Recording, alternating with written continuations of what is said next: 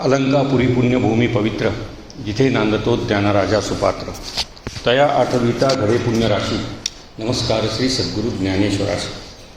ज्ञानेश्वर महाराजांच्या 750व्या जयंतीनिमित्त हा योग या ठिकाणी जुळून आलेला आहे. जीवनविकास ग्रंथालय आणि माझे मित्र श्रीकांत उंबरीकर या दोघांचा मी सुरुवातीलाच आभार व्यक्त करतो दोघांच्या प्रती, की ही संधी, ही सेवेची संधी आहे. याच्याकडे व्याख्यान म्हणून आपण बघत नाही आहोत. ही सेवेची संधी आहे. माऊलींची सेवा आपल्याला करायला मिळणार आहे. त्यानिमित्ताने वारकरी संप्रदायाची पण सेवा आपल्याला करायला मिळणार आहे. आत्ता वारकरी संप्रदाय आणि संत ज्ञानेश्वर अशा प्रकारचा जो विषय माझ्यासमोर दिला आहे, सगळे ज्येष्ठ समोर बसलेत, सगळे मित्र समोर बसलेत. या विषयामध्ये गती असणारे लोक समोर आहेत. परंतु हा संप्रदाय इतका साधा भोळा आहे की इथे लहान थोर सगळे धकून जातात. त्यातला लहान म्हणून मी या ठिकाणी तुमच्यासमोर मांडणी करण्याचा प्रयत्न निश्चित स्वरूपामध्ये करेन. विषयाचा आवाका प्रचंड. हे दोन स्वतंत्र विषय आहेत. वारकरी संप्रदाय आणि ज्ञानेश्वर, संत ज्ञानेश्वर हे दोन स्वतंत्र विषय आहेत. पण आमचं बोलताना असं झालं की आपण परिचयात्मक बोलू शकलो तरी चालेल. या दोन विषयांचा परिचय श्रोत्यांना व्हावा. वारकरी संप्रदाय काय आहे, ज्ञानेश्वर महाराज काय आहेत आणि त्या दोघांच्यामधला अनुबंध काय आहे, अशा पद्धतीने हा विषय लोकांच्या समोर जावा असं ठरलं. या विषयावरती खूप लोक बोललेले आहेत. मी पण तुमच्याकडे बोलायला यायच्या आधी आत्ताची उपलब्ध जी माध्यम आहेत त्याच्यामध्ये बघितलं आपल्या आधी कोण कोण लोक बोललेत, कुणाचं उपलब्ध आहे आपल्याकडे. अत्यंत चांगल्या पद्धतीने याच्यावरती लोकांनी चिंतनं मांडलेली आहेत. या दोनही विषयावरती आवडते विषय आहेत. 1500 वर्षाचा वारकरी संप्रदाय आहे, 750 वर्षाचं माऊलींचं सगळं कर्तृत्व आपल्या समोर आहे. म्हणजे जवळपास दोन्ही मिळून एकत्र केलं तर दोन विषयांचं मिळून अडीच एक हजार वर्षांचं संचित त्या सगळ्या विषयांना आहे.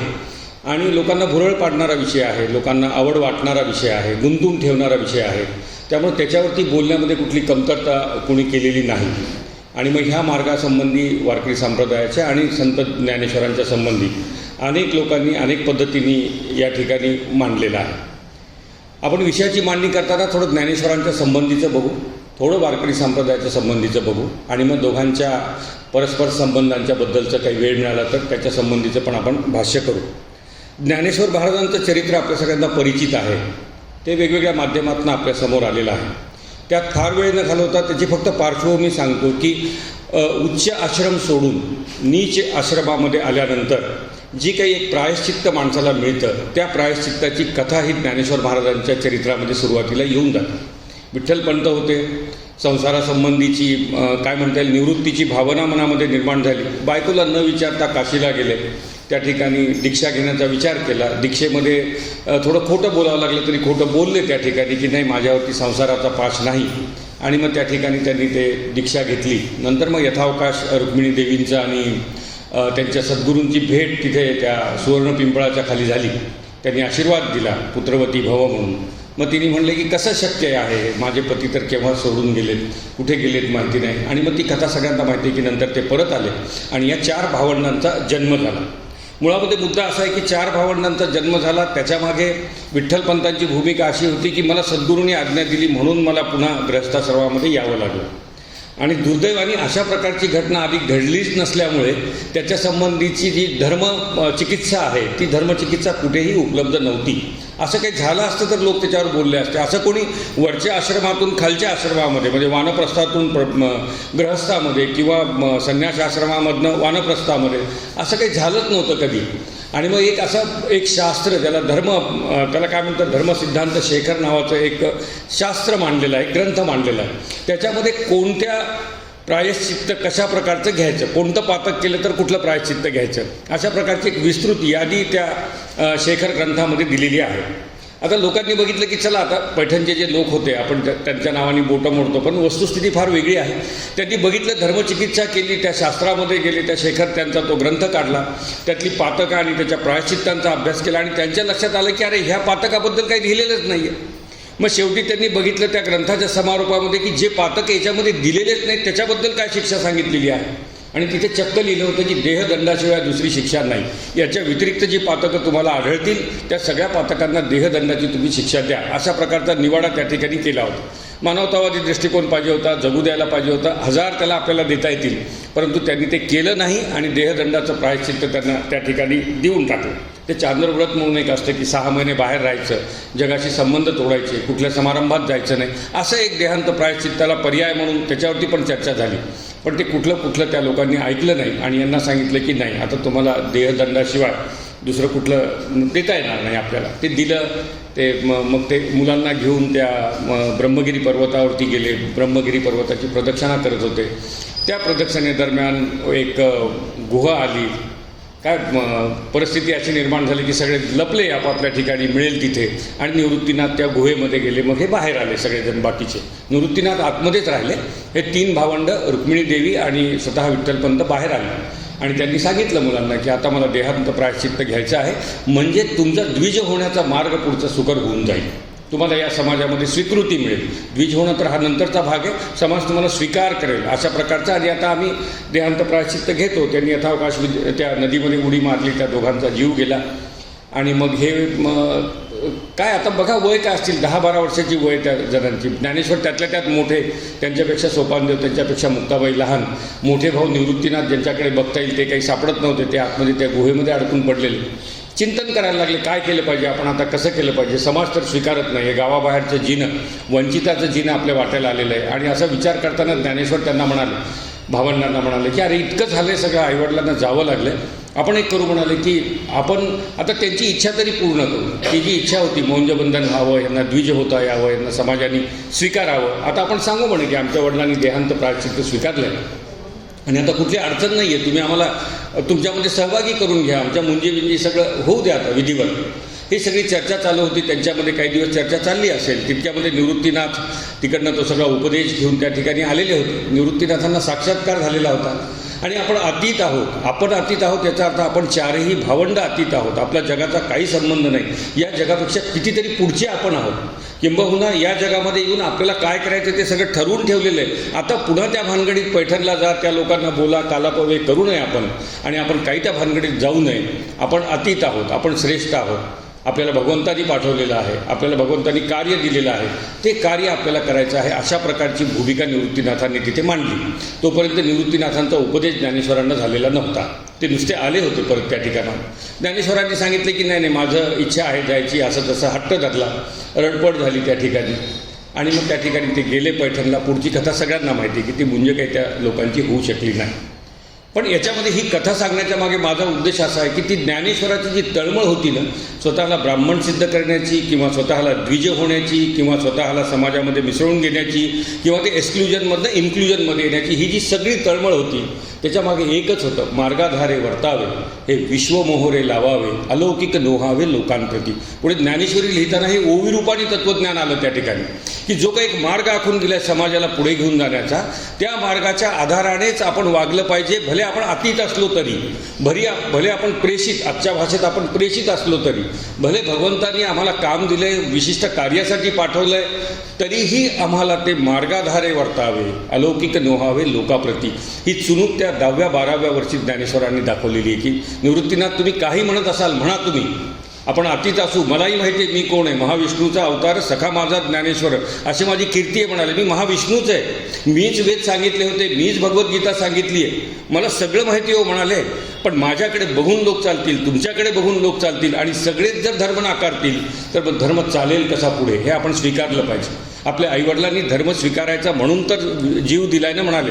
त्यांना काय कमी होतं, योग्याची परंपरा होती, वारकरी परंपरा होती घरामध्ये, हे योगी संप्रदायामधले सगळे लोक होते, विठ्ठलपंत त्यांचे वडील, परंतु त्यांनी ते स्वीकारलं ना. याच्यामागे ती भूमिका आहे. म्हणाले आपण आपल्या पूर्ण आयुष्यामध्ये आता ठरवून टाकू की इथून पुढे आपलं जेवढं आयुष्य आहे आपण कुठल्याही प्रकारचं अलौकिक अशा प्रकारचं वर्तन करणार नाही, जगाच्या विरोध करणार नाही. म्हणून ज्ञानेश्वरांच्या चरित्रामध्ये आम्ही त्या चरित्रातले चमत्कार बघायला गेलो ना, तर ते 2-3च सांगता येतात. भिंत चालवली, रेड्याच्या मुखी वेद बोलवले, संपलं. पुढे चमत्काराची भाषा, कुठेतरी विहिरीमध्ये सूक्ष्मदेह धारण करून पाणी प्यायसाठी आतमध्ये धारण केलं आणि पाणी पिऊन आपली तृष्णा भागून ते त्या ठिकाणाहून बाहेर आले. 3-4 चमत्काराच्या पलीकडे ते अनिवार्य होते म्हणून करावे लागले. असे अनिवार्य चमत्कार जर सोडले, कारण ते 65 ओव्यांची 65 चांगदेवाला पाठवल्यानंतर खरं पाहिलं तर अप्रतिम अशा प्रकारचं ज्ञान आहे. माणूस जमिनीवर यायचं ते ज्ञान, ज्याच्या डोक्यामध्ये गेलं नाही की मी ब्रह्मज्ञानी आहे, त्या ब्रह्मज्ञानाला तू सामान्य ज्ञानी आहेस असं भासवणारं, असं शिकवणारं ते 65 ओव्यांचं शास्त्र त्यांनी पाठवलं होतं चांगदेवाला. पण नाही जमलं, म्हणाले आता लिहून जमत नाही तर करून दाखवू, म्हणून भिंतीवर बसले. मी भिंत चालू शकतो हा अहंकार त्याच्यामध्ये अजिबात नव्हता. समोरच्याला शिकवताना तसं करावं लागतं माणसाला, त्यातनं तो चमत्कार झालेला आहे. इतकी सामान्य भूमिका ज्ञानेश्वरांनी आपल्या आयुष्यभर सांभाळली आणि कुठल्याही प्रकारचे चमत्कार केले नाही. आपलं अलौकिक नसणं, आपलं सामान्य असणं केवळ याच हेतूसाठी की माझं अनुसरण करणारा जो समाज आहे, माझं म्हणजे माझ्यासारख्यांचं अनुसरण करणारा जो समाज आहे, त्या समाजाच्या मनामध्ये असं कुठेही येऊ नये की आता याच्यानंतर मला काही करायची गरज उरलेली नाही. अन्यथा आमच्या आजूबाजूला आजही हजारो साधू सत्पुरुष आहेत की ज्यांना प्रत्यक्ष भगवंताशी कदाचित संवादही करत असतील, पण तरी आम्हाला दिसतं की ब्राह्ममुहूर्तावरती स्नान करतायत, संध्या करतायत, आचरण करतायत, ब्रह्मयज्ञ करतायत, तर्पण करतायत, वेगवेगळ्या प्रकारचे उपास करतायत, दशमी एकादशी द्वादशीचा उपास पाळतायत, काय म्हणता येईल निरंकार अशा प्रकारचं पण राहत आहेत. हे कशासाठी राहत आहेत? ती ज्ञानेश्वरांची भूमिका आहे. मार्गाधारे वर्तावे, विश्वमोहरे लावावे, अलौकिक दोहावे लोकांप्रती. ते इकडे त्याला महाजनवेन गतस्य पंथा असं तसं म्हणलेलं आहे. पण ही ओवी प्रत्यक्ष आम्ही बघतो तेव्हा आपल्या लक्षात येईल की ही ओवी ज्ञानेश्वरीमध्ये देखील त्या ठिकाणी आलेली आहे. आता हे प्रायश्चित्त झालं, सगळं झालं. मग आता ही वेदनिष्ठा जी त्यांनी दाखवली त्यावेळेला, ही वेदनिष्ठाच आहे, दुसरं आहे काय त्याच्यामध्ये?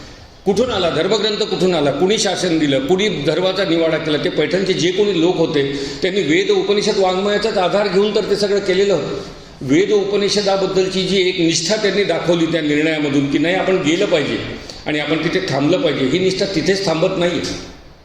जेव्हा वेद वाङ्मय तयार झालं, उपनिषद तयार झाले, तेव्हा ही सगळ्यांना माहिती आहे. ती गोष्ट ज्या नको त्या गोष्टी सगळ्यांपर्यंत ताबडतोब पोहोचतात. ते वेद कृपण झाला, ही ओवी सगळ्यांना पाठ आहे की वेदांचं कृपण पण होतं, तर 3च वर्णांच्या कानी लागला आणि त्यामुळे एका वर्णाला किंवा एका विशिष्ट वर्गाला तो अधिकारच प्राप्त झाला नाही. ती ओवी आलेली आहे ज्ञानेश्वरीमध्ये, पण ती ओवी आलेली आहे.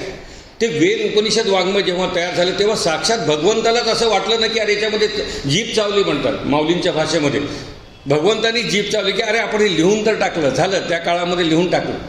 पण आता आपल्या लक्षात यायला लागले की नाही याच्यामध्ये बदल केला पाहिजे. असं नाही आहे एका विशिष्ट वर्गाला, एका मोठ्या वर्गाला आपण याच्यापासून वंचित ठेवलं तर त्यांना जगण्याची प्रेरणाच काय शिल्लक राहील? हा त्याच्या मागची भूमिका होती. तुमच्या आमच्या जगण्याची प्रेरणाच आहे की भगवंताला साक्षात गळ्यामध्ये त्याच्या पडायचं आहे, आम्हाला उराउरी भेट घ्यायची आहे, आम्हाला साक्षात भगवंतच व्हायचं, हीच आमच्या जगण्याची प्रेरणा आहे. आणि हीच जर प्रेरणा लोकांच्या जवळ नसेल तर त्या परिस्थितीमध्ये या लोकांच्या जगण्याचं काय होईल? म्हणून ज्यांनी वेद उपनिषद आपल्या श्वासोश्वासामधनं सगळे ते तयार झालं, उपनिषदामध्ये खंडन ऋषीमुनींनी केलं, त्या सगळ्या वाङ्मयाला सार म्हणून भगवद्गीता भगवंतांनी पुन्हा त्या रणांगणावरती सांगितली. आणि जी चूक तिथे झाली होती ती चूक इथे त्यांनी दुरुस्त केली. म्हणाले तुम्ही जन्माने कुणीही असा, काही फरक पडत नाही, मला शरणालातनं संपलं, तुमचं ते पात्रता फेरी तुम्ही गाठलेली आहे आणि इथून पुढे तुम्ही आणि तुम्ही माझ्याशी एकनिष्ठ राहा, मी तुम्हाला जे सगळ्यांना देतो ते तुम्हाला पण देईल. अशा प्रकारची भाषा भगवंतांनी भगवद्गीतेमध्ये वापरली. म्हणजे तो 3 वर्णांचा जो प्रश्न होता, काही वर्णांना दूर ठेवण्याचा प्रश्न होता वेदकाळामध्ये. काळ पण लक्षात घ्या ना तुम्ही, आपण आत्ता ते धरून चाललं तर कसं जमेल बरं? काही कालसंगत युगसंगत करावं लागेल की आम्ही दिवसातनं 10 हे वाक्य बोलतो. म्हातारी आजी पोरावरती ओरडते की अरे तुझं पोरगं बघ ते देवापर्यंत चप्पल घालून चाललंय, आणि आम्ही तिला म्हणतो थोडं गप्प बस, काळ बदलला आहे, आता त्याला सांगू आपण, हळू सांगू. त्याच्यावर आम्ही अवलंबून पण नसतो. मग आम्ही का म्हणतो की हळूहळू आवाजात, त्याला नको, त्याला चिडायला येऊ देऊ नको बरं का. आज सणावाराचा ड्रेस घालून फिरतात का रे सुनेनी घरामध्ये? आजी म्हणते ना घरामध्ये, आम्ही सांगतो शांत शांत. का सांगतो आम्ही ते? त्याच्यामागे भूमिका ही असते की कालसंगत बदल आम्हाला स्वीकारावेच लागणार आहे. हे सगळं बाह्य रंग आहे हा सगळा, याच्यामधले कालसंगत बदल आम्ही स्वीकारले पाहिजे. काही अंतरंगातले बदल पण आम्हाला स्वीकारावे लागतील. मग आता वेदाच्या काळामध्ये ती 3 वर्णांनाच तो अधिकार दिला, 4थ्याला दिला रे, किती दिवस घट्ट धरून बसणार तू? मग झालं ना, भगवद्गीतेने सगळ्यांना अधिकार देऊन टाकल्यानंतर भगवद्गीतेला 5,000 वर्ष होऊन गेली आता त्या घटनेला. मग 5,000 वर्षापूर्वी दिल्यानंतर देखील माऊलींना असं वाटलं की अरे भगवद्गीता तर आपण सांगितली, आपण म्हणजे मी सांगतो त्यांनीच सांगितली, भगवद्गीता दुसरं कुणी सांगितली? माऊलीच होते सांगायला. आपण सांगितली, परंतु आता पुन्हा कालसंगत विचार करावा लागेल. ती भाषाच लोकांना येत नाही म्हणाल. आधी तरी एका वर्णाचा प्रश्न होता, आता तर 4ही वर्णाला ती भाषा येत नाहीये. मग आता ह्याचं करायचं काय आहे? आणि त्या कळवळ्यामधनं पुन्हा ही ज्ञानेश्वरी त्यांनी आमच्यासमोर मांडली. ज्यांना ती ज्ञानेश्वरांची शब्दकळा माहिती आहे, ज्ञानेश्वरांची प्रतिभासृष्टी माहिती आहे, ज्ञानेश्वरांनी केलेला अलंकाराचा उपयोग माहिती आहे, ज्ञानेश्वरांनी केलेल्या रूपकांचं महती माहिती आहे, सांग रूपकसारखं, माया नदीचं रूपकसारखं ज्यांना माहिती आहे ना, त्यांच्या मनामध्ये हा प्रश्न आल्याशिवाय राहत नाही की मराठीमध्ये महाकाव्य नाही ही उणीव भरून काढायची सगळी संधी माऊलींच्या जवळ होती. काही कमी नव्हतं. शब्द ते नाचायचे, त्यांच्या शब्द जसे कल्लोळ अमृताचे सगळं आले त्यांच्यासमोर, शब्द नाचायचे. काय ते अरूपारूप दावीन, अतिंद्रिय पण म्हणाले की इंद्रियाला अतिंद्रियाची अनुभूती पण मी करून देईन. आणि कशाच्या बळावरती? शब्दांच्या बळावरती करून देईन, या ज्ञानेश्वरीच्या माध्यमातून, ज्ञानेश्वरीच्या शब्दांच्या माध्यमातून. तरीही माऊलींनी मग ज्ञानेश्वरीच का लिहिली? साधारणपणे साहित्यामध्ये टीका ग्रंथाला ते महत्त्व मिळत नाही जे स्वतंत्र ग्रंथाला मिळत नाही. तेवढं महत्त्व त्याला मिळत नाही. स्वतंत्र प्रतिभा आहे, स्वतंत्र शब्दकळा आहे, सगळ्या प्रकारची प्रतिभा जवळ आहे. असं असताना देखील माऊलींनी महाकाव्य रचण्याच्या ऐवजी ज्ञानेश्वरी का लिहिली असा प्रश्न पडला पाहिजे. आणि त्या प्रश्नाचं उत्तर पुन्हा तेच आहे की वेदाची निष्ठा आहे. तोच वेदाचा विचार जगत कल्याणाचा आहे आणि तो सर्वोत्परी झाला पाहिजे, सार्वत्रिक झाला पाहिजे, सर्वांच्यापर्यंत पोहोचला पाहिजे. म्हणून त्या भाषेमध्ये मी पुन्हा वेद सांगेल, पुन्हा वेदाचं तत्त्वज्ञान सांगेल. ही इतकी निष्ठा आहे त्यांच्याजवळची, ती वेदाची निष्ठा आहे. त्याचं अनुसरण आहे. आपल्या भावंडांना पटवून पुन्हा पैठणला जाऊन ती मोंजबंधनाचं सगळं त्यांनी जे काही केलं ते त्यांचं वेदनिष्ठाच आहे. ज्ञानेश्वरी लिहिली ती देखील वेदनिष्ठाच आहे. सर्वाभूती परमेश्वर पाहण्याचं जे आयुष्यभर पाळलं, सर्वाभूती परमेश्वर. आता आम्ही म्हणतो ते त्यांना सगळे सारखे दिसतात, पण ते पहिलं तो कावळा म्हणलं की आमच्या अंगावर काटा येतो. आता झाले ह्यांचे पिंड, आमचे पण पिंड पुन्हा कावळा. ते आमच्या मनामध्ये बसतच नाही की कावळा मित्र असू शकतो, कावळा सखा असू शकतो, कावळ्याला निरोप देऊ शकतो. ही आमची भावनाच नाही. आता सर्वाभूती परमेश्वर याहून वेगळा काय असतो? त्या कावळ्याला पण निरोप द्यायला लागलेले आहे, त्याच्याशी सख्य आहे, त्याच्याशी संवाद आहे. ही सगळी सर्वाभूती परमेश्वर पाहण्याची जी वेदाची शिकवण आहे, ती वेदाची शिकवण शब्दशः जगण्याचं काम त्यांनी त्या ठिकाणी प्रत्यक्ष करून दाखवलं. म्हणजे एकीकडे वेदाचं वाङ्मय सर्वश्रुत करणे, दुसरीकडे वेदाज्ञेचं पालन करणे आणि तिसरीकडे वेदानुसार, त्या साहित्यानुसार, त्या सनातन धर्माच्या संहितेनुसार आपलं जीवन जगणे, अशा प्रकारचं खूप करून दाखवलं. संसाराची आसक्ती दाखवली नाही, हे काय कमी आहे? एक पुस्तक लिहिल्यानंतर कसं होतं आपल्याला माहिती आहे. सगळेच जण आपण कधी ना कधीतरी पुस्तक लिहिल्यानंतर त्या कव्हरपासून फेसबुकवरती पोस्ट जातात, मग पुरस्कारासाठी पाठवलं जातं. कुठल्या पुरस्काराला पाठवलं माऊलीने आपलं पुस्तक? नाही पाठवलं, काहीच नाही. आणि मग इतकी सिद्धता झाल्यानंतर अजून लिहिण्याच्या सगळ्या शक्यता मोडून पुन्हा आपण इथून निघून जाणं, ही वेदाची निष्ठा नाही तर काय आहे? माझं इप्सित जे आहे, माझं ध्येय जे आहे, ते ध्येय मी करून टाकलेलं आहे. मला दिलेला जो रोल आहे, माझा स्पेसिफिक रोल, तो मी कंप्लीट केलेला आहे. मग आता याच्यानंतर मला राहण्याची काय गरज आहे? खरं पाहिलं तर गावोगाव जाऊन सत्कार घ्यायला पाहिजे होते, साहित्य संमेलनाचा अध्यक्ष व्हायला पाहिजे होते, त्या काशीच्या लोकांच्या डोक्यावर जाऊन मिरे वाटायला पाहिजे होते, आणि पैठणमध्ये येऊन काहीतरी एखादा मोठा कार्यक्रम करून यांना सगळ्यांना बोलवायला पाहिजे होतं, ज्यांनी नाकारलं होतं. कुणाबद्दल द्वेषच नव्हता, कुणाबद्दल रागच नव्हता मनामध्ये, काहीच नव्हतं त्यांच्या मनामध्ये. ज्याला जी भूमिका दिली ती त्यांनी वठवली, हीच त्यांची भूमिका होती. पैठणच्या त्या ब्राह्मण वर्गावरती चुकूनही त्यांनी कधी, एवढ्या ज्ञानेश्वरीत तर लिहिलं नाही त्यांनी कधी की माझ्यावर काय अन्याय केला आणि मला कुठल्या प्रकारच्या, या काहीच नाही लिहिलं. कारण त्यांना ते मान्यच होतं, त्यांना ते अपेक्षित होतं आणि त्यांना ते पाहिजेच होतं. असं म्हणलं तरी चालेल की नाही, माझ्यासारख्याला देखील या कठोर शासनामधून जावं लागलं पाहिजे, माझ्यासारख्याला देखील वेदाज्ञेमुळे अपमानित व्हावं लागलं पाहिजे, माझ्यासारख्याला देखील या आज्ञेमुळे वंचित राहावं लागलं पाहिजे, म्हणजे माझ्या नंतरच्या लोकांना त्याचं दुःख होणार नाही. ते म्हणतील की नाही, वेदांनी सांगितलेलं आहे, वेदाज्ञ आहे, मी त्या पद्धतीने त्या ठिकाणी चालेल. आता लोक म्हणतात की त्यांनी वेगळा विचार मांडला ज्ञानेश्वरांनी, दोन बाबतीमध्ये म्हणतात. मग ते भगवद्गीता होतीच की आहे, वेद उपनिषद वाङ्मय होतेच की, होते ना, वेद उपनिषद वाङ्मय होते. त्याच्यामध्ये देखील 3 मार्गाचं चिंतन केलेलं आहे. 3 मार्गाचं चिंतन केलं, योगाचं चिंतन केलं आहे, कर्माचं चिंतन केलेलं आहे आणि भक्तीचं चिंतन केलं आणि सांगितलं की बाबा 3 मार्गाने तुम्हाला भगवंत प्राप्त होतो. पण कसं असतं, जे योगाचं चिंतन आणि कर्माचं जे चिंतन आहे ना, ते कुणालाही भुरळ पाडणार आहे. ते अष्टांग योग, समाधी, कुंडलिनी, हे आपण ऐकतो ना सगळं. भक्तीकडे कोणी बघितलंच नव्हतं त्यावेळेला. आणि ज्यांना भक्तीच्या मार्गाने तिथपर्यंत जायची इच्छा होती त्यांच्यापर्यंत भक्तीचं स्वरूप पण प्रगट होत नव्हतं. जे कोणी करायला पाहिजे आहे, नाही, त्यांनी तेच केलं. फ्लेक्स छापून आणला आणि कुंडलिनी जागृत 5 दिवसात होईल म्हणून बोर्ड लावून टाकलं. जसे आत्ता लागतात तशा पद्धतीने. कशी जागृत होते माहीत नाही, माझा तर तो विषय पण नाही आहे. महाराज सांगतील, कंधारकर महाराज, कसं ते जागृत होते मला माहीत नाही.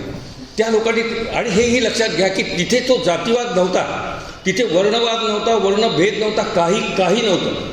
या सगळ्या संतांना जो त्रास झाला आहे ना, माऊलींपासून ते तुकोबांच्यापर्यंत, ज्यांचं म्हणून समाजाने एक प्रकारे त्यांना वाईट वाटेल अशा प्रकारचं वर्तन दिलं, हे कुठल्या जाती धर्माविरुद्ध अजिबात नव्हतं. आम्ही आमची समज शुद्ध करून घेतली पाहिजे. हे सगळ्या स्वार्थाचा व्यवहार होता, बाकी काहीच नव्हतं. माझी पोळी भाजली पाहिजे, माझं महत्त्व समाजामध्ये टिकलं पाहिजे, लोक माझ्या दारात आले पाहिजे, सल्ला माझा घेतला पाहिजे, निवाडा मीच केला पाहिजे, अशा प्रकारचा बुद्धी असणाऱ्या लोकांचा जो एक समज होता, त्या समजामधून हे सगळ्यांवरती अन्याय होत गेले. असं झालं का कधी की गरीब एखाद्या माणसाला पण चांगलं नाही, तू आहेस ना आमच्यापैकी तर तू बस, नाही, त्याला तेवढंच पिडलेलं. पिडण्याच्या तुम्ही कथाच ऐकू शकणार नाहीत. आता तुम्हाला हसायला येईल मी पिडण्याच्या कथा सांगितल्यात. एका अत्यंत गरीब वंचित समाजातल्या माणसाला 15-20 वर्षानंतर अपत्य झालं, होऊ शकतं 15-20 वर्षानंतर अपत्य झालं. खुश झाला बिचारा, मोलमजुरी करून दोघंजणं राहायचे तिथे, आणि मोलमजुरी करत असताना त्यांचं ते सगळं संसार चालायचं. गेला पंचांग जे बघतात त्यांच्याकडे गेला पंचांग दाखवायला, किंवा आता मुलगा झाला आहे महाराज काय केलं पाहिजे. ते म्हणले बघू, अरे वा छान झालं, 15-20 वर्षांनी झाला, आनंद आहे, तुझ्या घरात बाळकृष्ण आला सगळं. आणि पण म्हणले त्याला एक शांती लागलेली आहे. शांती म्हणजे काय म्हणाले, नाही ते आता त्याला त्याची पूजा करावी लागेल, मंत्र उच्चारावे लागतील, दानधर्म करावा लागेल, म्हणजे मग त्याचं पुढचं आयुष्य निर्धोक राहील, कुठली अडचण त्याच्यामध्ये येणार नाही. मग तो म्हणाला ठीक आहे सांगा मला काय. नाही म्हणजे मुसळ शांती आहे. आपलं जे स्वयंपाकामध्ये आपण स्वयंपाकघरात मुसळ ठेवतो ते उभं ठेवायचं. बऱ्याच जणांना मुसळ माहिती आहे इथे म्हणून मुसळ सांगितलं. आणि ते झाकेपर्यंत त्याच्यावरती ज्वारी टाकायची, म्हणजे धान्याची रास करायची, आणि ते बुडलं ना मुसळ की मग ती त्याची पूजा करायची, मुसळ काढून घ्यायचं आणि धान्य म्हणले दान करून टाकायचं. ज्याला कोणाला दान करायचं ते म्हणजे त्याला स्वतःलाच दान करून टाकायचं. तो म्हणला ठीक आहे. आता पण म्हणले काही सवलत द्या, आम्ही गरीब आहेत, आमच्या घरात खाण्यासाठी उद्याचंच आहे फक्त. म्हणाला हे कुठून आणावं एवढं. नाही म्हणले आता असं आहे की हे तर तात्काळ केलं पाहिजे, पण म्हणले फार तर एवढं होईल 5वीच्या पूजेपर्यंत तर नक्कीच कर म्हणले, नाहीतर मग 6वा दिवस तो बघेल की नाही मला काही सांगता येत नाही. हा बिचारा गेला, गावात रडपड केली, ह्याच्याकडे त्याच्याकडे, पुढचं वर्षभर काम करतो, काय 6 महिने काम करतो. बायको म्हणली भांडे घासते, कपडे घासते, काय करायचं करते, मी ओली बाळांती नसली तरी तुमच्याकडचं सडा सारवण करते, पण मला धान्य द्या, मला ती रास घालून माझ्या बाळाला दोषमुक्त करायचा आहे. 4 दिवसात केलं ना त्यांनी. ते आणले पोते, 10-12 पोते धान्य गोळा केलं, गेले, ते मुसळ उभं केलं, ती रास भरून टाकली, सगळी भरली, ती रास झाली. आता रास भरल्यानंतर काय झालं की पूजा केली, ते दान देऊन टाकलं, आनंदाने दोघंजणं घरी आले की चला आता आपला मुलगा दोषमुक्त झाला. दुसऱ्या वर्षी त्याच मुहूर्तावर, त्याच क्षणाला, तेच नक्षत्र, सगळं त्यांच्या घरी पण बाळ झालं. मग हा म्हणला अरे बापरे, म्हणलं आपल्याकडे ती लागली होती शांती, आता त्यांच्याकडे पण लागणार. म्हणलं आपण जाऊन सांगितलं पाहिजे त्यांना की तुमच्याकडे पण हे आले. ते गेलं तर ते म्हणले असं शांती, तुझ्या आधी आम्हाला माहिती आहे. म्हणले तुझं तरी काय, आम्ही सांगितलं, आम्हाला माहिती आहे आमच्याकडे कुठली शांती आहे, आम्ही करणार. म्हणले काही अडचण नाही, आणि तू तरी 5 दिवस घेतली सवलत, मी तर उद्या सकाळीच करणार आहे. मग तो म्हणला महाराज मी येऊ का बघायला. हो ये ना म्हणले बघायला, काही हरकत नाही, तुझी शांती आम्ही करून दिली, आमच्या शांतीत तू आला तर हरकत नाही. दुसऱ्या दिवशी शांती झाली, 2 पायल्या धान्य आणलं, मुसळ आडवं ठेवलं, संपलं. आता ह्याच्यामध्ये कुठल्या जातीचा संबंध आहे, याच्यामध्ये कुठल्या वर्णाचा संबंध आहे, याच्यामध्ये कुठल्या प्रथा परंपराचा, हे स्वार्थच आहे, निखळ स्वार्थ आहे. माझं पोट भरलं पाहिजे, बाकी दुसरं काहीच नाही. माझी कीर्तनं बंद पडायला लागलीत, तुकोबांनाच लोक ऐकायला लागलेत, तुकोबा फुकट कीर्तन करत चाललेत, त्यांच्या त्या डायरीमध्ये जागा मावून तारखा लिहायला, आणि माझ्याकडे सगळी डायरी कोरी राहायला लागली. का नाही विरोध करणार आहे? आजही तेच आहे. माझ्याऐवजी आता माझ्या व्याख्यानाच्याऐवजी कुणाचं आणलं तर मला राग येईल ना, मी जात बघून राग येईल का मला? नाही. कसं काय श्रीकांतरावने त्याला सांगितलं, कसं काय त्याला मानवी स्वभाव आहे, स्वार्थ आहे, ती पुन्हा परमेश्वराची माया पण आहे, ती माणसाला अन्याय करायला भाग पडते. त्याच्यामागे जातीचा विचार नसतो. पण ते दुर्दैवाने असा योग आला की एका विशिष्ट समाजातच हे अन्याय होत गेला, आमचा तसा समज होत गेला. हे स्वार्थमूलक होतं. वारकरी संप्रदायामध्ये जेव्हा चिंतन केलं गेलं, पुढे आपण बघूयात, तेव्हा ह्याही गोष्टीवरती तिथे बारकाईने विचार केला गेला. कसा आहे वारकरी? अप्रतिम संप्रदाय, अप्रतिम आहे. आम्ही घर बांधतो, घर बांधण्याच्या आधीपासून प्लॉट घेऊ कापासून कोणाकडे तरी जाऊन हे बरोबर आहे का, मग तो सांगतो तो व्याघ्रमुखी आहे, तो आणखी कुठला मुखी आहे. वाघापेक्षा वाईट माणसं घरात राहणार आहेत. कसं तो व्याघ्रमुखी आला? त्याच्यापेक्षा अत्यंत क्रूर असे माणसं घरात राहणार आहेत. पण तो म्हणतो व्याघ्रमुखी हा नाही, बदलला प्लॉट बदलला. मग बांधताना ते असं करा, ही खोली तिथे, ती खोली तिथे, ती सगळं केलं. मग त्याच्याप्रमाणे केलं. एकाचं घर बांधलेलं होतं, तो म्हणला बघा मी सगळा सल्ला घेतला आहे, तुम्ही पण घ्या. ज्यांचं बांधलेलं होतं त्याच्या घरात जाऊन ही खिडकी पाडा, तो दरवाजा पाडा. ते तिचं त्याचं त्या ठिकाणी सुरू झालं. हे सगळं सुरू झाल्यानंतर मग म्हणाला की आता वास्तू कधी, ते सगळं शास्त्राप्रमाणे बघायचं आहे. सगळं शास्त्राप्रमाणे बघितलं, पण ते घर लाभलं नाही ना, लाभलंच नाही आहे. एवढं सगळं करून, एवढे पैसे घालून सगळं करून ते घर काही लाभलं नाही. त्याला प्रश्न पडला. तुकारामाची गाथा उघडली. म्हटलं ह्या गाथेमध्ये हे जयंत देशपांडेसारखे लोक नेहमी तुकाराम तुकाराम म्हणतात, काहीतरी आहे का बघू. तुकारामांची गाथा उघडली की त्याला दिसलं, हरीची या दासा शुभ काळ अवघ्या दिशा. कशाला पंचांग बघता म्हणाले, काहीच गरज नाही आहे. पंचांगच बघू नका, काळे शुभ आहेत सगळे आणि सगळ्या दिशाही शुभ आहेत. काही आग्नेयला हे पाहिजे, वायू कुठल्या याच्यात ठेवलं तर माणसाची वृत्तीच जाळते लोकांना. प्रत्यक्ष जाळाची गरजच पडत नाही घरामध्ये. घरातले माणसं एकमेकाला बोलूनच जाळायला लागलेले आहेत. तुकारामांची भाषा ही वारकरी संप्रदायाची भाषा आहे. शुभ काळ अवघ्या दिशा. मात्र त्याला ते प्रिफिक्स ज्याला म्हणतो त्याचा पहिला जो भाग आहे, हरीची या दासा. हरीचा दास तुम्ही असाल ना तर मग सगळ्या दिशा तुम्हाला शुभ आहेत. अशा पद्धतीने प्रश्न सोडवत गेलेले आहेत. प्रश्न सोडवण्याची जी पद्धत आहे ना, आंदोलन नाही आहे, झेंडे नाही आहेत, पताका नाही आहेत, घोषणा नाही आहेत, निवेदनं नाही आहेत, काही नाही आहे तिथे. अशा पद्धतीने सोडवलं. तुम्ही लोकांना सावलीच पडू देत नाहीत का अंगावरती? तीच पद्धती आहे. इतर ठिकाणची पद्धती तीच आहे. केवळ दुस्वास आहे, केवळ स्वार्थ आहे, स्वतःचं श्रेष्ठत्व सिद्ध करायचं आहे. लोकांची सावली पण अंगावरती पडू द्यायची नाही आहे. मग माऊली म्हणले, चांगदेवा आता पुढच्या वेळेला तुमच्याऐवजी आमचा चोखोबा बाजूला बसेल बरं का माने. आणि ती पंगत बसली ना नामदेवांच्या घरामध्ये. चोखोबा बाजूला बसले, सोयराबाई वाढायला आल्या, निर्मलाने काय चटणी लोणचं वाढलं, मुक्ताबाईमध्ये लुडबुड करू लागली. अशी पंगत कोणी बघितली होती त्या काळामध्ये? चोखोबा, गोरोबा, सावतामाळी, स्वतः साक्षात नामदेव महाराज, ज्ञानेश्वर महाराज, त्या निर्मला, त्या सोयराबाई, मुक्ताबाई, जनाबाई, त्यातमध्ये आणखी हे सगळे लोक एकत्र बसून जेवायला लागलेत. मग मला म्हणायचं की त्या आंदोलनापेक्षा ही जी प्रक्रिया वारकरी संप्रदायाने रुजवली मुळामध्ये, ती प्रक्रिया कितीतरी श्रेष्ठ प्रकारची होती. कुठला जातीभेद होतो? खात नाही बस झालं एवढंच आम्हाला पाहिजे, पीत नाही बस झालं एवढंच आम्हाला पाहिजे, तुझी जात नको, तुझा धर्म नको, तुझं कुलवृत्तांत पण नको म्हणाले, तुझं संचित पण नको, तू कुणाचा मुलगा आहे ते पण नको.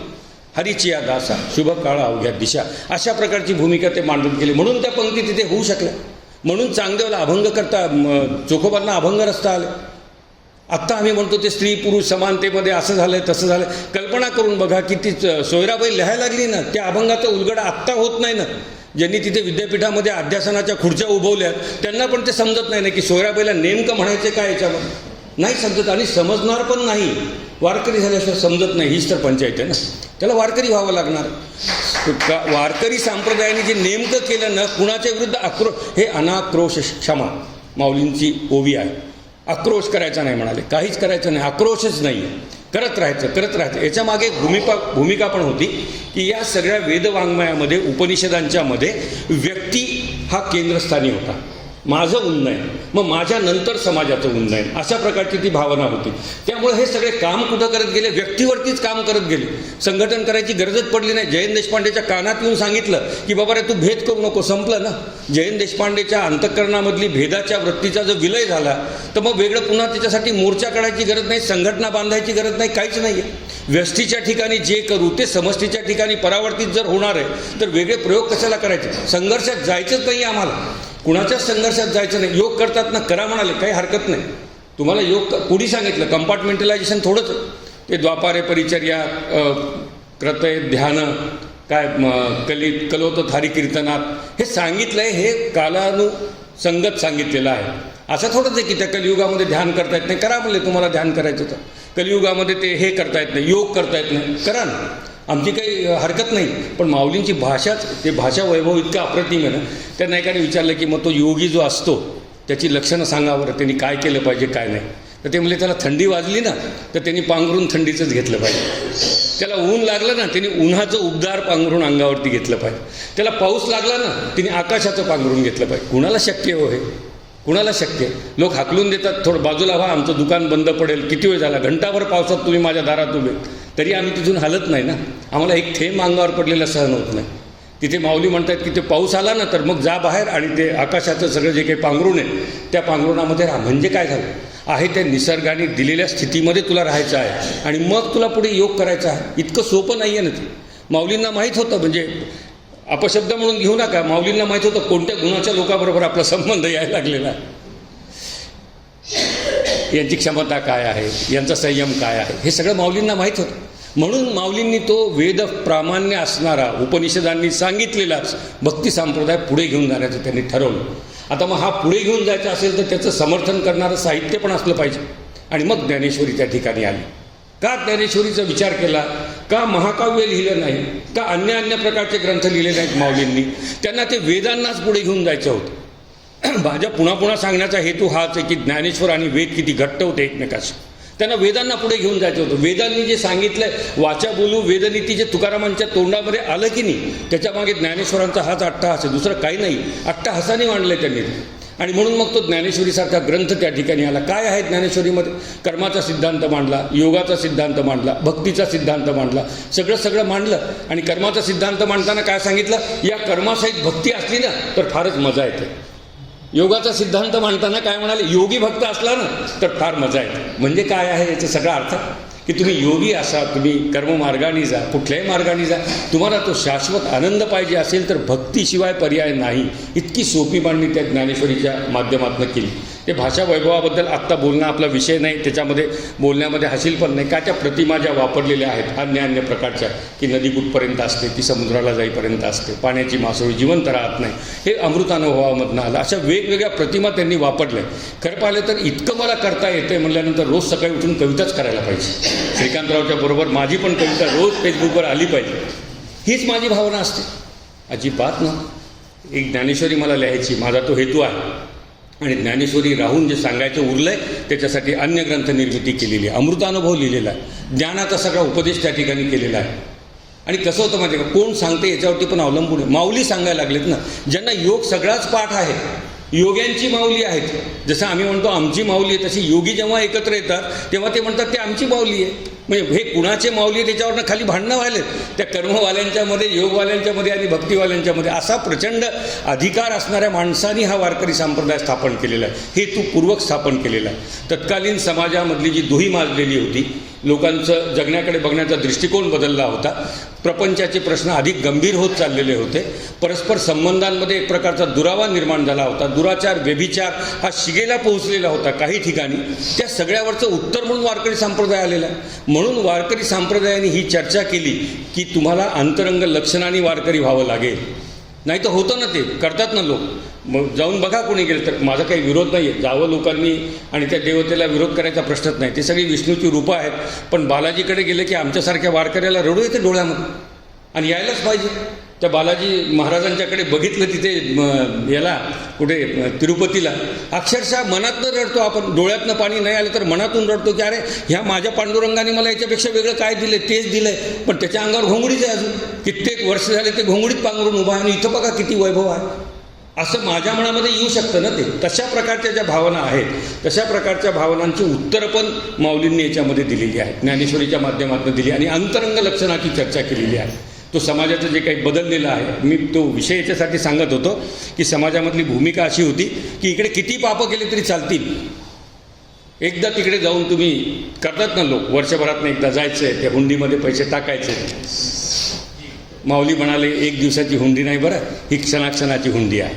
या हुंडीमध्ये क्षणाक्षणाला टाकलं तरच भगवंत मिळणार, नाही तर तुम्हाला अजिबात मिळणार नाही. अशी मांडणी करणारा पहिला ग्रंथ ज्ञानेश्वरी आहे की तुम्हाला एकदा करून म्हणजे पातकाचा नाश होईल, प्रायश्चित्त घेऊन संपेल, पापाच्या बदल्यामध्ये पुण्य करून प्रश्न मिटतील. ही जी सगळी काही मांडणी झालेली होती, तर ती मांडणीमध्ये मी सांगणार होतो ना कोणत्या पापाला कोणतं पुण्य लागतंय, किती दान द्यावं लागतं, हे सांगणारा मी बसलेलो होतो. माझा स्वार्थ त्याच्यामध्ये होता. त्याच्यामुळं बिना प्रायश्चित्ताचं पण माणूस भगवंताला भेटू शकतो, ही भूमिकाच मांडल्या गेली नाही. ती भूमिका ज्ञानेश्वरीच्या माध्यमातून तुकाराम ज्ञानोबांनी मांडली. आणि मग बघा तुम्ही त्या संप्रदायाचा सविस्तर विचार केल्यावर लक्षात येईल, त्यांनी जे तत्त्वज्ञान मांडलं 750 वर्षापूर्वी, वारकरी संप्रदायामधल्या एकाही संतांनी त्याच्यापेक्षा वेगळं तत्त्वज्ञान कुठेही मांडलेलं तुम्हाला आढळत नाही.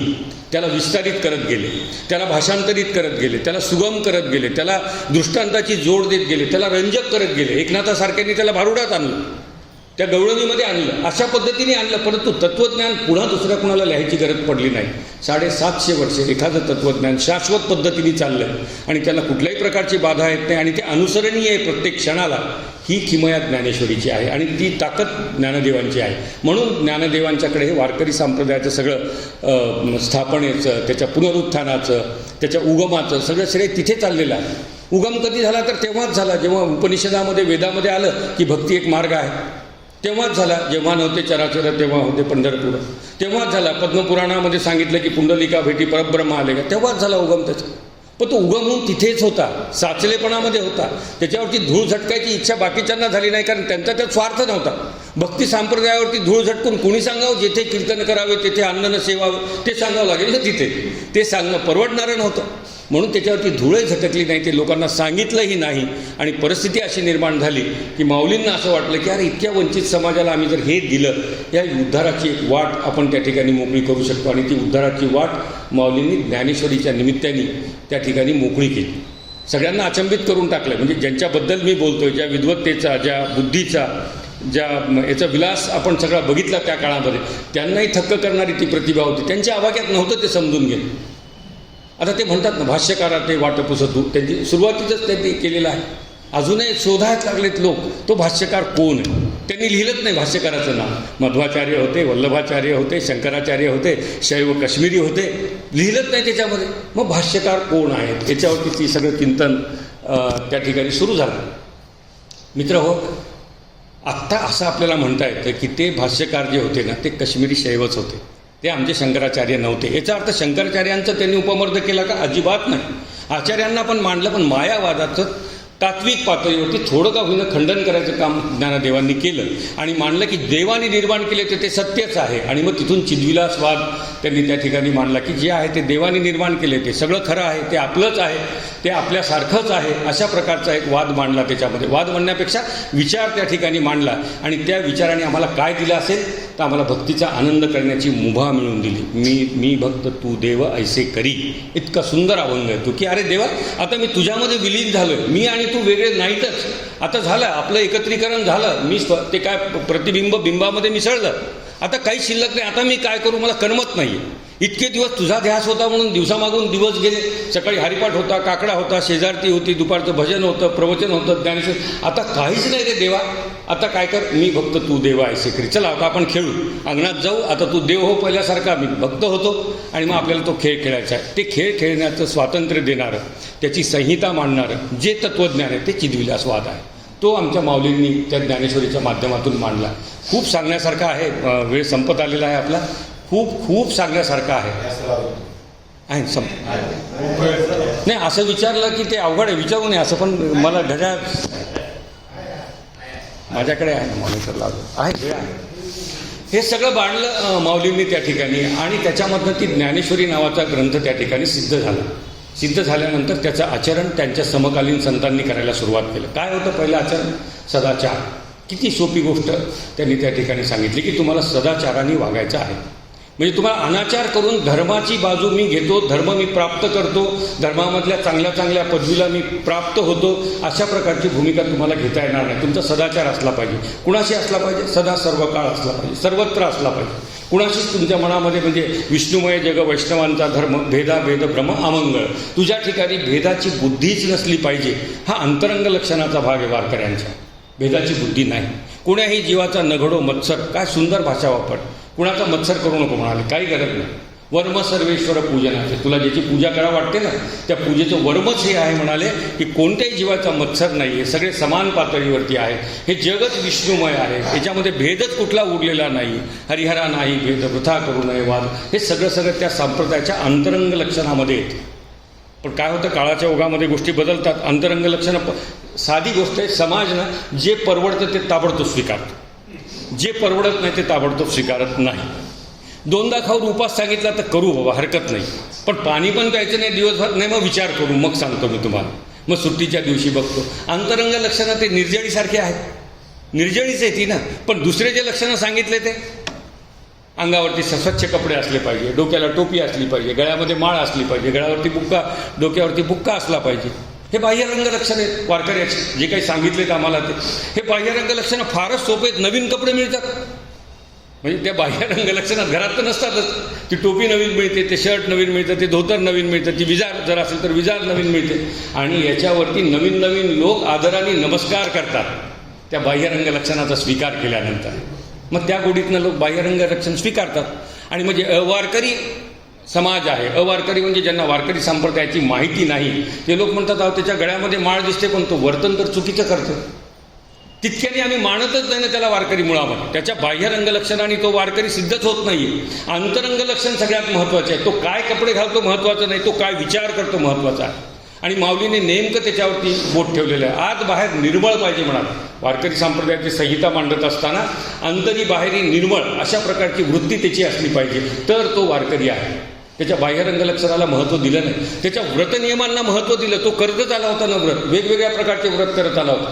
पण त्याला सांगितलं की ह्या बाकी व्रतांच्या मागे लागू नको, एक साधं व्रत तुला सांगतो, आषाढी कार्तिकी विसरू नका मध. त्यांनी ते पांडुरंगाचे शब्द याला सांगून दिले की पांडुरंगच म्हणलेत आपल्याला आषाढी कार्तिकीला मला विसरू नका. तेवढी वारी केली की संपलं म्हणा.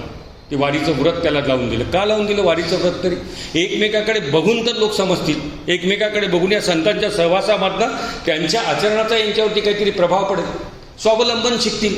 स्वावलंबन पण वारीमध्ये आहे ना अपेक्षित. आपली शिदोरी घेऊन जायची आहे, आपणच दगडं आणायचे आहेत, आपणच दगडं मांडायचे आहेत, आपणच चूल पेटवायची आहे, आपणच स्वयंपाक करून खायचा आहे, एकट्याने खायचं नाही आहे, असाक्षी भोजन करायचं नाही आहे, कुणाला तरी सोबत घ्यायचं आहे. आंधळा आहे, पांगळा आहे, सामान नाही आहे, परिस्थिती नाही आहे, त्याला आपल्याबरोबर जेवायला बसवायचं आहे आणि ती वारी करायची आहे. त्या वारीचं स्वरूप बदलून टाकलं. आता त्या बदललेल्या स्वरूपाला तुम्ही वारकरी संप्रदायाला दोष देऊन जमणार नाही ना. आम्ही सांगितलेली वारी ही आहे. आत्ता दिसते ती वारी बिस्किट पुढे वाटायला लागले, शिरखुर्मा वाटायला लागले, दूध अहो त्या माणसाच्या थैलीचं वजन उचलत नाही त्याला आळंदी सोडेपर्यंत. पुढचं तर सोडूनच राहिलं. आळंदीची शिव ओलांडेपर्यंत त्याच्या खांद्यावरचं ओझं एवढं होतं. मग तो फेकायला सुरुवात करतो. ही वस्तुस्थिती रस्ते बघा तुम्ही. मग त्यातला तो निवड करतो, ह्याच्यातलं कोणतं ठेवायचं आणि कोणतं टाकायचं आहे. ते म्हणतात ना, ते तुलना करत नाही आहे मी, ते श्राद्धाच्या वेळेला म्हणतात बघा, जे प्रिय आहे ते खा, जे अप्रिय आहे ते बाजूला राहू द्या. त्या ब्राह्मणाला विनंती करतात, श्लोक आहे त्याचा एक, की तुम्हाला आवडतं ते तुम्ही खा, तुम्हाला आवडत नाही ते ठेवा. तसं झालं, ती झोळीमधलं आवडतं ते घेऊन जा, जे आवडत नाही ते फेकून द्या. कुठलं स्वावलंबन आलं? पाय चोळायला लोक आहेत. तेला घरी कोणी याच्या आयुष्यात पाय चोळले नसतील कुणाचे. कोण चोळते? याला खाऊच घालतात की नाही माहीत नाही घरामध्ये, पण तिथे तो पाय वर करून त्याच्या पायाला ते मशीन, त्या काशाच्या वाट्या बिट्या लावून.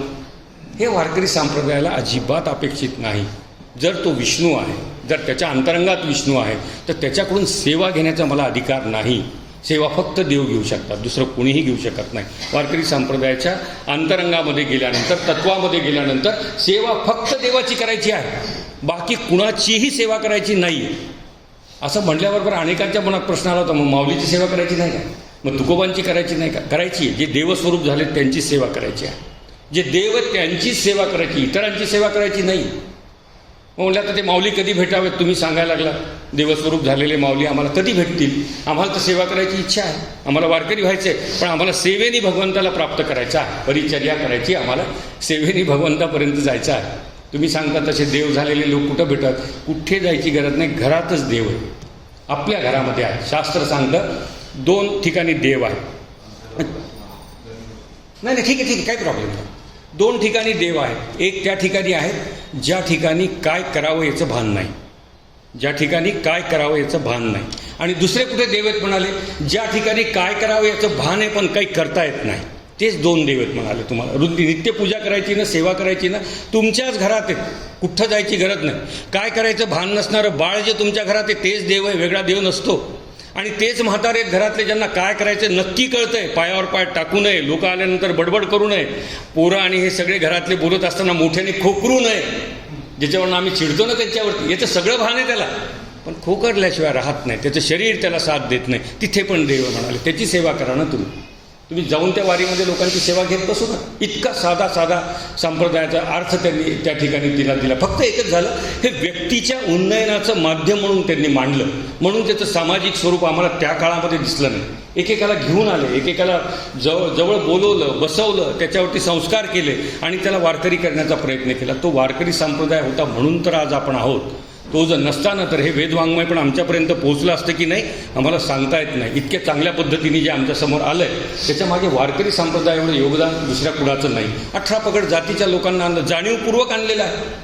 असं नाही की एक तिथे एका काय जातीवार महाराजांची एक अशी टोळी तिकडे झालं होतं मध्ये. मधल्या काळामध्ये सामाजिक वातावरण बिघडल्यानंतर त्या याला कार्यक्रमाला आपलेच महाराज बोलवायचे, त्यांचेच महाराज बोलवायचे.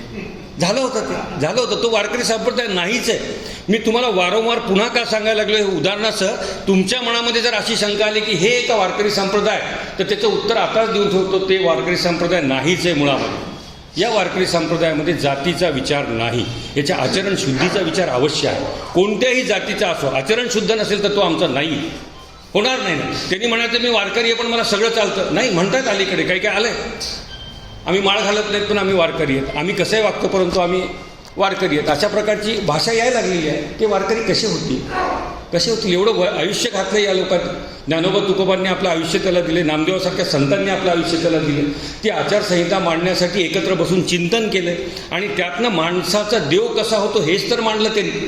त्याच्यामध्ये हे बसत नाही, कुठेच अपेयपान बसत नाही, अभक्ष्य भक्षण बसत नाही, मत्सर बसत नाही, द्वेष बसत नाही, क्रोध बसत नाही, काम बसत नाही. ह्या सगळ्या गोष्टी बसत नाहीत ना त्याच्यामध्ये.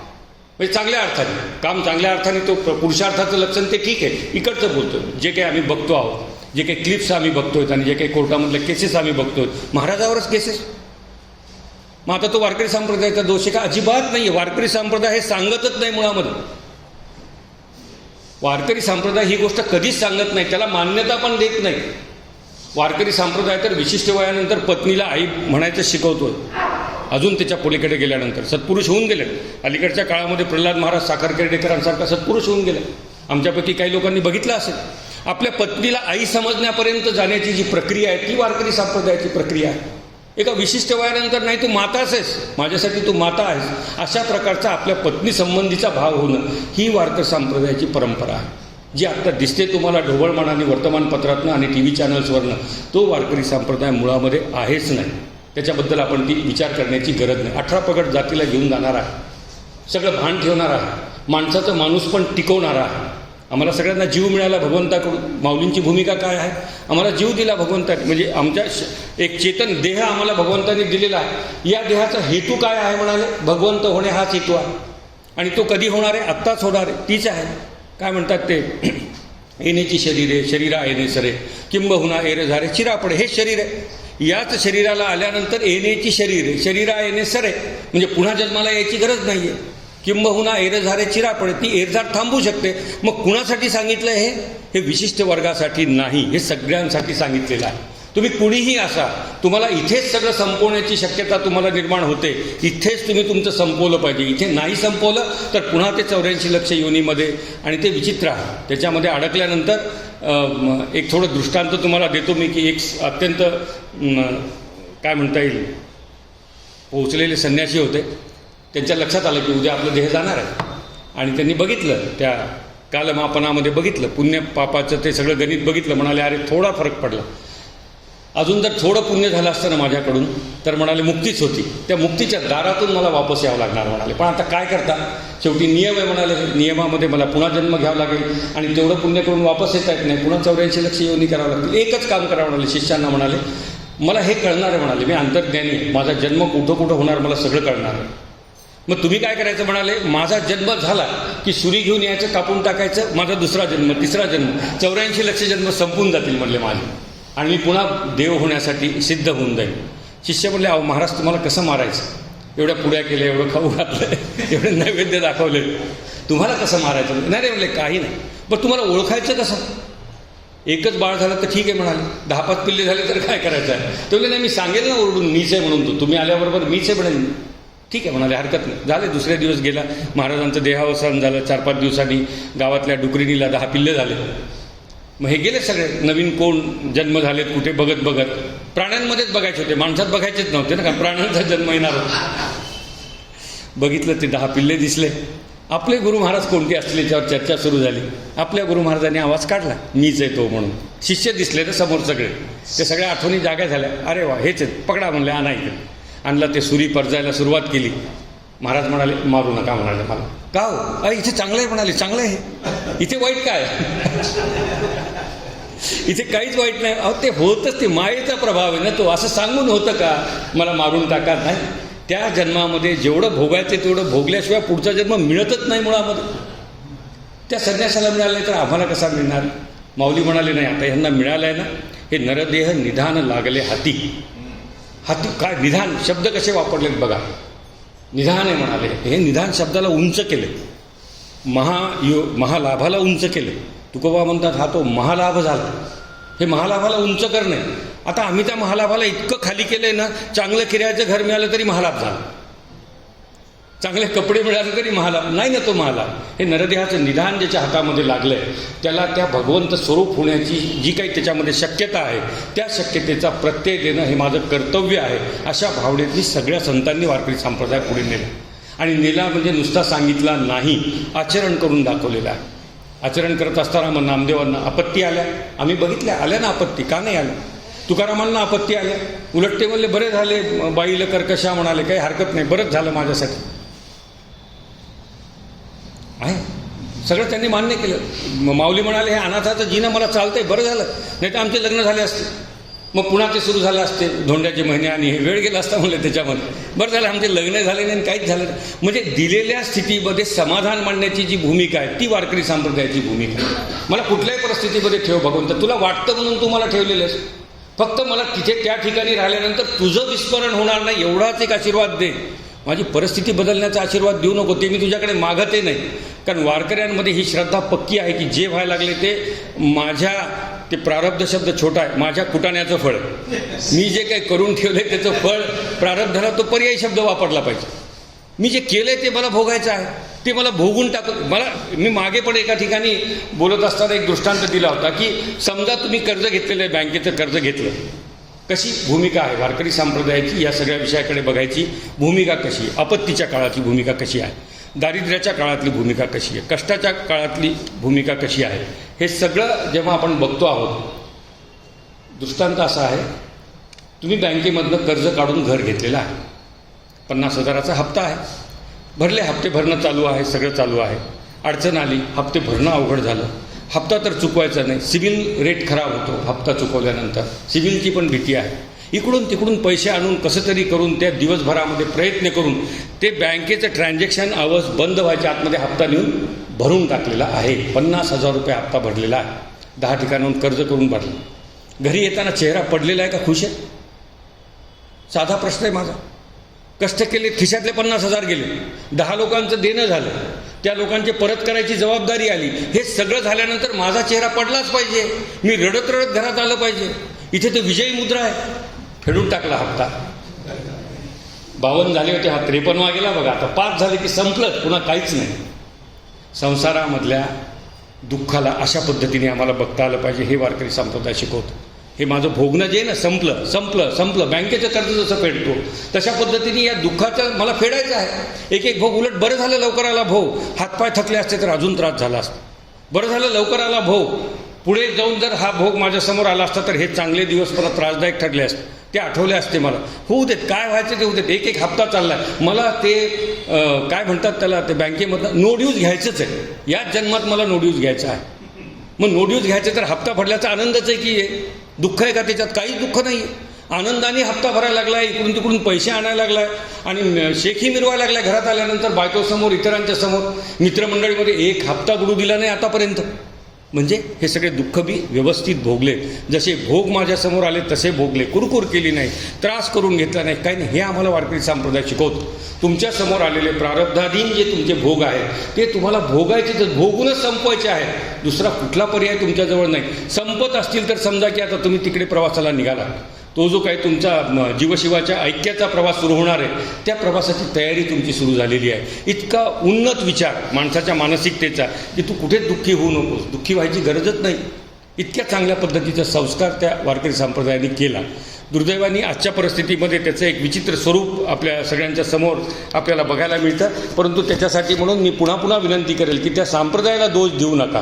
त्या संप्रदायाच्या सावलीखाली जे आपलं दुकान मांडू लागलेले आहेत त्या दुकानदारांचा काय निषेध करायचा तो करा. कारण माऊलींनी एवढे कष्ट घेऊन संप्रदाय उभा केला.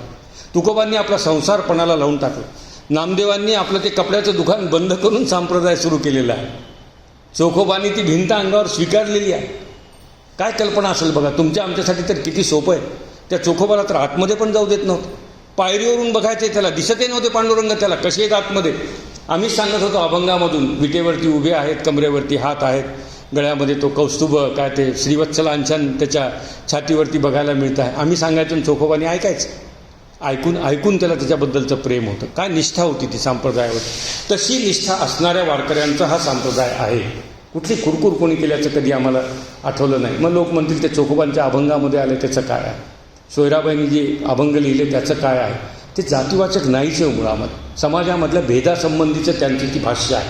समाजामधला जो भेद आहे तिने विटाळाचं तर महिलांच्याबद्दलच मांडलं ना. मग तिने ते मांडलंच नसतं. तिने महिलांच्या विटाळाची जेव्हा चर्चा केली सोयराबाईंनी तेव्हा समस्त महिला वर्गाला घेऊन केली. एका विशिष्ट समाजातल्या महिलांना घेऊन अजिबात केलेली नाही.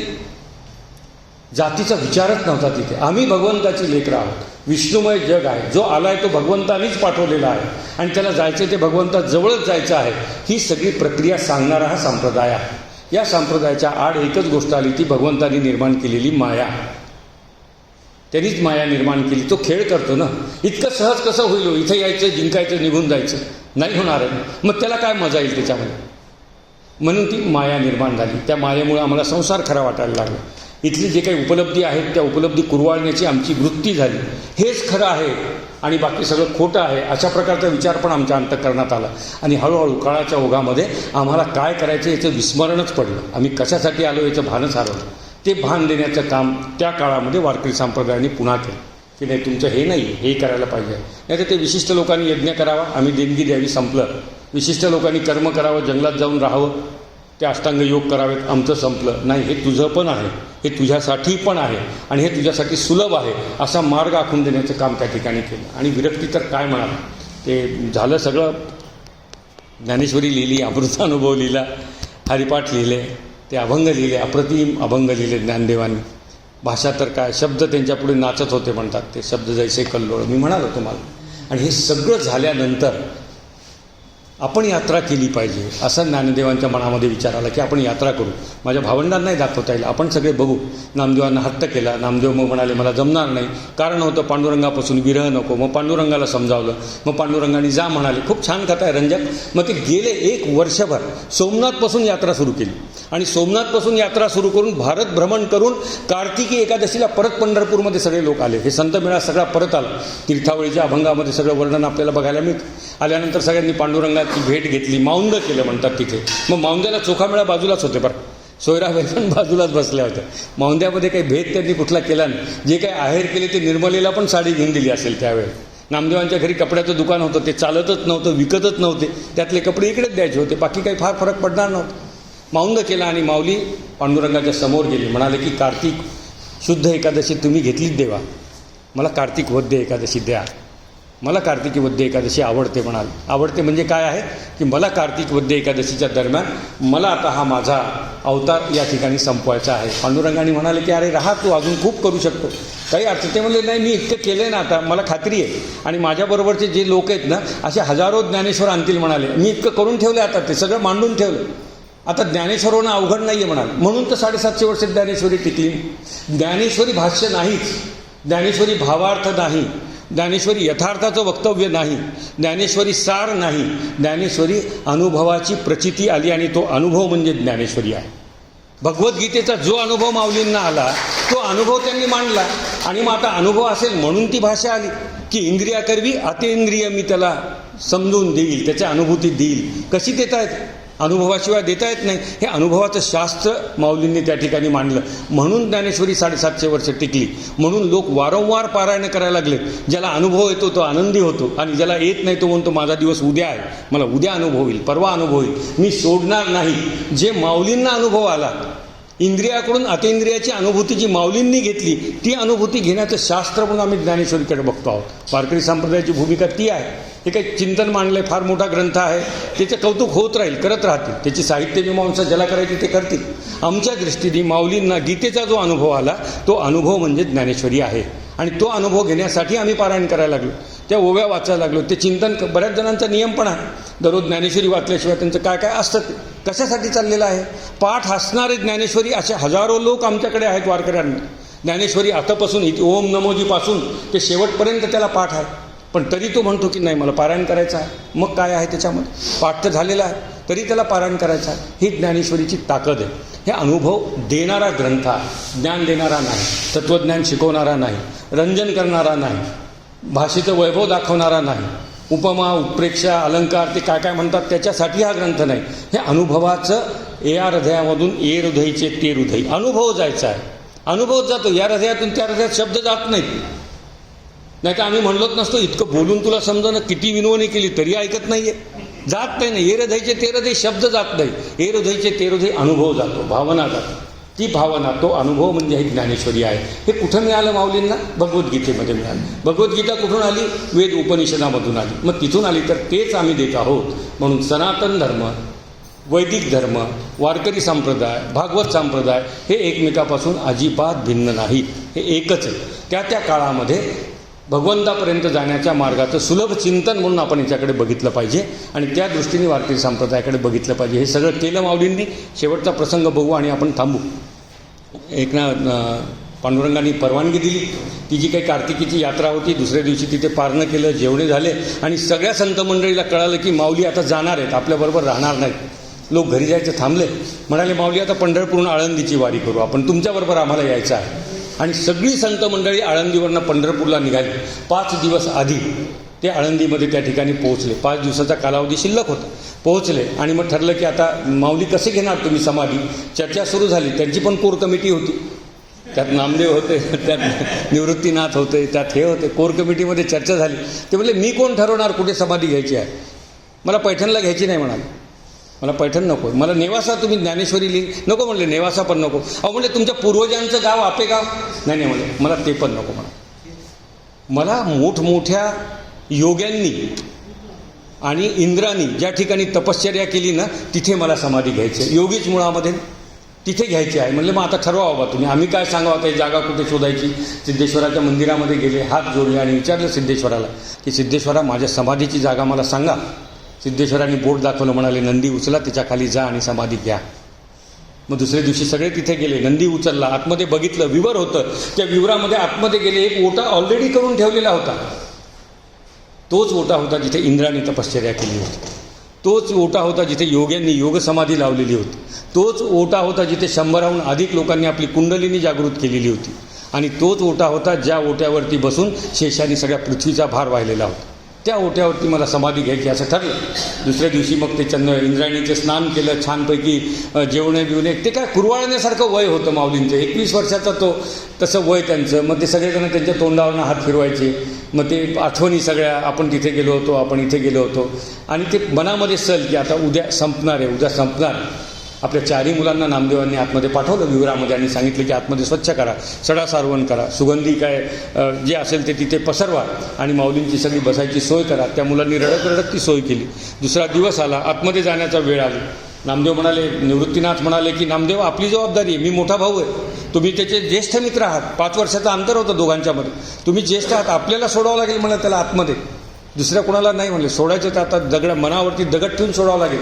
गेले दोघंजण आतमध्ये. माऊलींना एका हाताला त्यांनी आता ते तुमचा विश्वास बसणार नाही म्हणून ते अभंग मी सांगत नाही. असं सांगतात की रुक्मिणी आईसाहेबाच्या डोळ्यातूनही पाणी वाहत होते, पांडुरंग स्वतः रडत होते, असं सांगतात त्याच्या. आता तुमच्या विश्वासाचा तो प्रश्न आहे म्हणून तुमच्यावरती तो लादणार नाही प्रसंग मी. पण एवढं सांगेल की नामदेवांना आणि निवृत्तीनाथांना रडणं आवरत नव्हतं. डोळ्यातनं सारखे अश्रू वाहत होते. आतमध्ये घेऊन गेले. माऊली बसले त्या आसनावरती, त्या ओट्यावरती आणि म्हणाले माझ्यासमोर ग्रंथ ठेवा. तो ग्रंथ ज्ञानेश्वरी होता. तो ग्रंथ ज्ञानेश्वरी होता. कारण त्या वेदांबद्दलची त्यांची ती भावना होती. मी वेदांना घेऊन चाललो सोबत. माझ्या सगळ्या समाधीच्या कालावधीमध्ये वेद माझे सांगाती असतील. त्या वेदांबद्दल अप्रतिम अशा प्रकारचं, अतीव अशा प्रकारचं प्रेम असणारे, म्हणून सनातन धर्माबद्दल प्रेम असणारे, म्हणून वैदिक संप्रदायाबद्दल प्रेम असणारे माऊली होते. तो ग्रंथ समोर ठेवला ज्ञानेश्वरी. त्यांनी उतरले खाली, बसले. जब आपली सिटिंग अरेंजमेंट परफेक्ट करून घेतली. मग आता ते बसतात ना प्रवचनकारांसारखं. खाली उतरले. निवृत्तीनाथांना साष्टांग नमस्कार केला. ते योगी होते. निवृत्तीनाथ त्यांचे गुरु होते, त्यांचे वडील बंधू होते. आणि नामदेवांच्याकडे ते वाकले. त्या ठिकाणी असं वर्णन केलं, नामदेवांचंच वर्णन आहे. माझ्याकडे नमस्कार करायला वाकले म्हणाले माऊली, आणि माझ्या अंगावरती असे काटे आले म्हणाले. का काटे आले? नामदेवांनी वर्णन केले. त्यांनी ज्ञानदेवांना सांगितले, अहो तुमचंच तर बघून मी सगळं करायला लागलो. तुम्हीच तर माझे गुरु आहात, तुम्हीच माझे आधार आहात. तुमच्याच सल्ल्याने मी करतोय, तुमच्याच मार्गदर्शनाने मी इथपर्यंत आलेलो. आणि तुम्ही माझं दर्शन घेणार आणि तेही जाता जाता की मला पुन्हा उद्या येऊन प्रायश्चित्त पण घेता येणार नाही. नाही म्हणाले, माझ्या पाया पडू नका. आणि मग ती उराउरी भेट दोघांची झाली म्हणतात, नामदेवांची आणि ज्ञानदेवांची. बाहेर आले. मग आता बाहेर आल्यानंतर प्रश्न पडला की ते विवर बंद करायचं आहे. विवर बंद करायला नामदेवांचा हात धजावले नाही. निवृत्तीनाथाला म्हणले तुम्ही म्हणले म्हणून आत आलो आहे मी, पण ते विवर बंद करायचं काम मला सांगू नका म्हणले. पण ते योगी, महान योगी निवृत्तीनाथ, त्यांना काय कमी होतं. अत्यंत सिद्ध अशा त्या गैरीनाथ आणि आदिनाथाच्या परंपरेमधनं आलेले होते. गैरीनाथांनी प्रत्यक्ष उपदेश केलेला होता. जगण्यामरणाचं शास्त्र त्यांना माहिती होतं, समाधीचं शास्त्र त्यांना माहिती होतं, माऊली कुठे चाललेत माहिती होतं आणि किती दिवसांनी माऊलीला भेटायचं हे ठरलेलं पण होतं. काही अडचण नव्हती. म्हणाले मी लावतो. आणि मग तो दगड त्या ठिकाणी त्या विवराला त्यांनी लावला आणि माऊलींनी आतमध्ये आपली समाधी लावली. 750 वर्ष या सगळ्या घटनेला आमच्या इतिहासाप्रमाणे झालेले आहेत. त्या समाधीत माऊली आहेत. आमच्या सगळ्यांचा विश्वास तोच आहे. वारकऱ्याचा विश्वास आहे माऊली तिथे आहे. असं आम्ही म्हणत नाही की ती ग्रंथ आहे म्हणजे माऊली. नाही, माऊलीच साक्षात आतमध्ये बसलेले आहेत. कारण काही वर्षानंतर एकनाथांना साक्षात्कार झालेला आहे. त्या कार्यक्रमाला जनाबाई येऊ शकल्या नाही. रडपड झाली, भांडल्या, चिडल्या. जनाबाईला म्हणले ठीक आहे बाई ये आतमध्ये, तुलाही दर्शन देतो. समाधी घेतल्यानंतर जनाबाईंना पण दर्शन दिलेलं आहे. नंतर एकनाथांना दर्शन दिलेलं आहे. नंतर तुकारामांना सांगितलं की बाबा ते जो माणूस मी पाठवला आहे त्याचं बघ थोडं. आणि मग तो ज्ञानियाचा राजा गुरु महाराज म्हणती ज्ञानदेव तुम्हा ऐसे. नंतर आले तुकारामांचा काळ कितीतरी नंतर त्यांना जाऊन सांगितलं की बाबा ते मी तुझ्याकडेच पाठवलं आहे, गिराईक तुझं आहे ते, माझं काही गिराईक ते नाही आहे.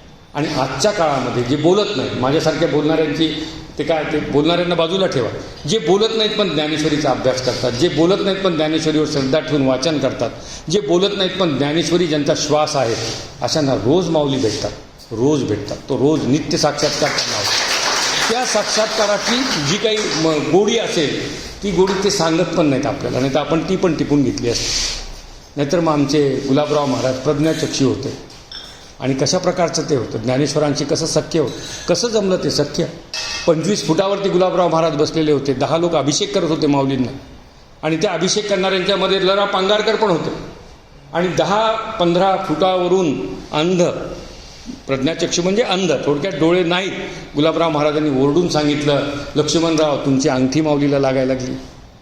ज्यांना डोळे नाहीत ते सांगायला लागलेत की माऊलीला तुमची अंगठी. 10 लोकांमध्ये. हे काय, हे अनन्यत्व आहे, माऊलींशी झालेलं अनन्यत्व आहे. माऊलींच्या शरीरावरती पडणारा ओरखडा गुलाबराव महाराजांना अनुभवता आला म्हणून म्हणले की लक्ष्मणराव तुमची अंगठी लागायला लागलेली आहे माऊलीला. हे अशा प्रकारचं अद्भुत अनुभूती देणारं हे शास्त्र आहे. याच्या जोडीला फक्त एकच आहे, तुमच्या संसारात पण आनंद देणारा आहे. कधी वेळ आली तर संसार चांगला करणारा वारकरी संप्रदाय कसा आहे त्याच्यावरती पण चिंतन मांडू. तो खोटा आहे असं असलं तरी, तो नश्वर असला तरी, परंतु त्या नश्वर खोट्या गोष्टीमध्ये पण आनंदाचे क्षण पेरण्याची क्षमता या वारकरी संप्रदायात आहे. विनंती अशी आहे की त्या संसाराच्या गोडीने का होईना येऊन जा, मग नंतर आपण त्या पुढच्या टप्प्यावरती विचार करूयात. आपल्या सगळ्यांच्या माध्यमातून माऊलींची सेवा करायला मिळाली. मी काही थोडं तात्विक मांडायचं ठरवलं होतं पण ते मग बाजूला ठेवून दिलं. त्याच्यामध्ये काही मलाही स्वतःला असं वाटलं नाही की ती बाजू मांडावी. ते मांडणारे खूप लोक आहेत. तुम्हाला एवढीच विनंती आहे की यूट्यूबवरती अप्रतिम चिंतनं मांडलेली आहेत. जसा वेळ मिळेल तसं चांगल्या लोकांचं ऐकायला जा आणि वाचा. म्हणायचा माझा अधिकार नाही आहे की तुम्ही ज्ञानेश्वरी वाचा, ती माझी तेवढी पात्रता पण नाही आहे. पण तुमच्यापैकीच एक म्हणून एवढा आग्रह नक्की करेल की येत्या महिन्यामध्ये तुमच्या